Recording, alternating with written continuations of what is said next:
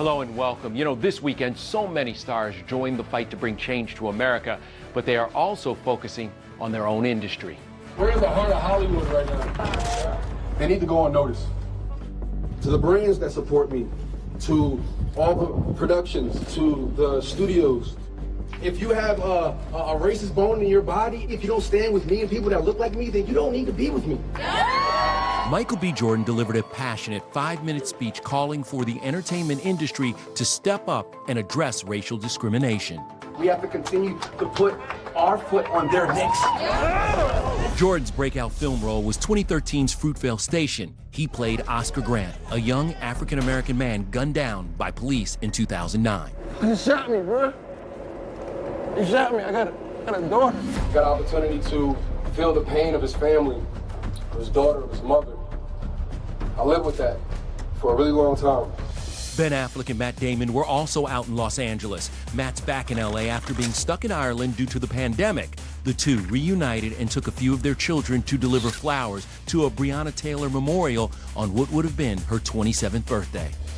Ben's girlfriend, Ana de Armas, wasn't there, but a day earlier, 7-year-old Samuel and 11-year-old Serafina had a laugh, getting back at the paparazzi by displaying a full-size cutout of Ana on Ben's front lawn. Millions of people showed up worldwide for protests. Several music stars also joined the crowds. A-Rod borrowed J-Lo's famous lyric for his poster, "Let's Get Loud for Black Lives Matter." J-Lo shared that Max and Emmy made the signs as the couple joined the estimated 20,000 protesters in Hollywood. What about us? Pink and husband Carey Hart joined the peaceful protest near their Santa Ynez home. Holding a sign, "White Silence is Violence," pregnant Sophie Turner and Joe Jonas joined protesters. Madonna, who suffered a knee injury earlier this year, was seen on crutches during a Black Lives Matter march in London. While many stars are using their voices to protest, others have opened their wallets. A source tells ET Jennifer Aniston donated close to $1 million to various organizations, including Color of Change. K-pop superstars BTS have also donated $1 million to Black Lives Matter. But for Kendall Jenner, the cause is forcing her to do some damage control. She took online heat for this image, seemingly holding a Photoshopped Black Lives Matter sign. Notice there is no sign in the shadow. She took to Twitter denying she had anything to do with it. Quote, "This is Photoshopped by someone. I did not post this." Meanwhile, in LA, a makeup-free Jamie King was spotted for the first time since saying she was arrested last Tuesday while protesting. On Instagram, she shared details which include allegations of sexual harassment and racist behavior by the officers. We reached out to the LAPD, who have no record of her arrest. Over the last 7 years, I have felt so much shame because of what I did. It's also been an emotional time for Julianne Hough. After announcing her split from Brooks Light 10 days ago, she broke down in tears in the middle of her live stream workout class. The 31-year-old is apologizing once again for wearing blackface for her 2013 Halloween costume. I had no idea, but that paralyzed me to speak up, to speak out for what I know to be true, which is Black Lives Matter. Moving on, there's news for Julianne's former co-worker and AGT judge Gabrielle Union, who filed a discrimination complaint against NBC. You have to take it really, really seriously. And what I did immediately was, along with the network, get in a third party to do an independent investigation, because it shouldn't be he said, she said. The he said, she said could be going down in court. Simon spoke to us before the conclusion of that independent investigation. The network says it cleared them of any wrongdoing in Gabrielle's termination from the show 6 months ago. Now she's obtained the right to sue Cowell and the network. Look, I always respect anyone who has different views to me. And I really hope in the future we make it up. You're a star. You're a freaking star. In a 38-page complaint to the Department of Fair Employment and Housing, Union makes the bombshell allegation that the head of NBC Entertainment intervened in that probe and tried to silence and intimidate her. That was unfreaking believable!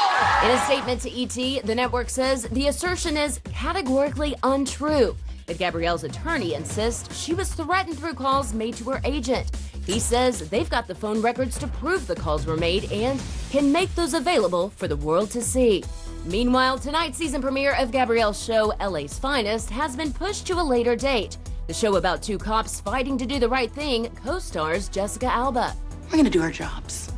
Detective McKenna, we are going to investigate, we will gather intel, we will build a case. I spoke with the ladies 3 weeks ago to find out how they get fit for the job. You guys are in sick shape. So what is like the best tip though in getting into fighting shape? Gab works out all the time. I would come to work and I would always just I had the walk of shame that I definitely haven't worked out. And she's always looking so glowy and the blood is pumping.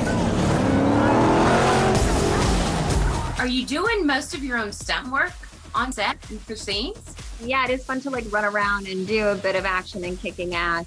But we have incredible stunt women as well. I tap out way quicker than Jess because the way my hips are set up.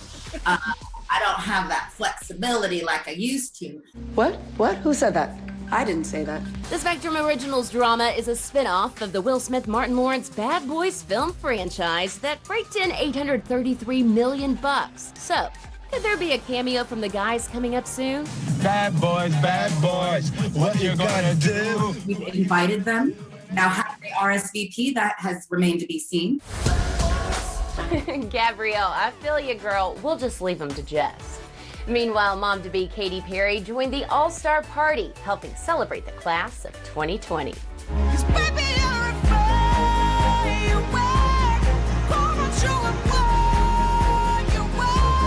Katy worked a Maryland vibe and showed off her growing baby bump. The singer, in blonde curls and a white gown, walked barefoot through a sea of silver tinsel and made it official.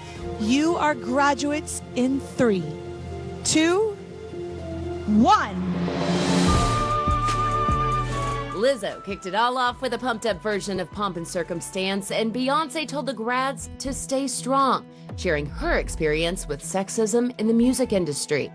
I know how hard it is to step out and bet on yourself. There was a pivotal turning point in my life when I chose to build my own company many years ago. I had to trust that I was ready, but that was terrifying. Not enough Black women had a seat at the table, so I had to go and chop down that wood and build my own table. J-Lo's lesson? Learned from the tough times. Got fired? Learning experience. Get your heart broken? Learning experience. Graduate during a global crisis. Okay, that's more than a learning experience. That's a growing experience. Taylor Swift told the 2020 grads she could relate to them, revealing she never got a real graduation either. When I was younger, I used to fantasize about high school graduation and, being with all of your friends and cap and gown and the whole thing. And then when I got to that point in my life where graduation was coming up, I found myself on radio tour with my mom in rental cars, sitting on the floors of airports, and I ended up getting mailed my diploma. Mariah Carey sang Hero. That a hero lies in you. And Jimmy Kimmel wore a graduation cap made out of a pizza box. Your mother and I are very proud of you.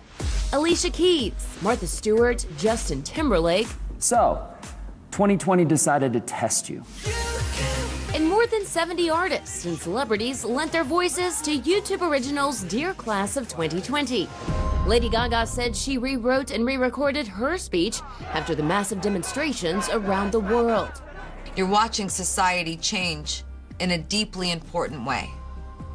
This change will be slow, and we will have to be patient. But change will happen, and it will be for the better. Now to tonight's TV throwback. That's a major dose of Bachelor Nation nostalgia. I want to die if I have to hear It's Okay again. It's okay. Before the franchise's flashback show premieres tonight, we're showing you our first ever visit to the Bachelor Mansion. Honestly, we don't know how this is gonna go. Plus, live from Mom's basement. We're with Pete Davidson, his new movie inspired by his real life. I actually did have a girl say that to me.